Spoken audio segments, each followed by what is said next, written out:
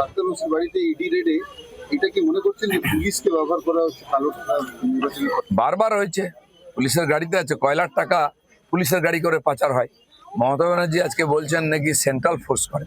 Central force কি করে এবার উনি দেখতে পাবেন।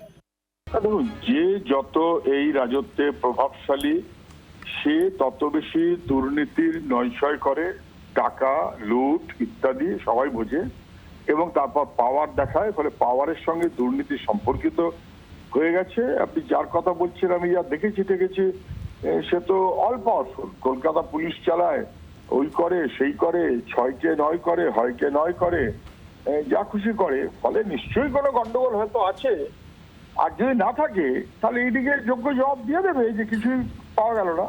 আর যদি অপরাধ থাকে তাহলে রেড করবে, এটাই তো স্বাভাবিক। বরঞ্চ অপরাধ থাকলেও রেড না করে ছেড়ে দেওয়ার যে রেওয়াজ হয়ে যাচ্ছে সেটা দুর্নীতির প্রশাসনকেই ক্রমশ সাহায্য করছে। সেটা হওয়াটা সমীচীন না। ভয় পাওয়ার কি আছে?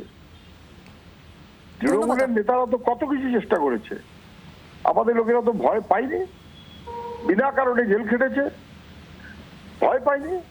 এমন ভয় পাবার কি আছে? যাদের জেল খাটিয়েছে যারা, তারা এখন জেলকে এত ভয় পাচ্ছে কেন?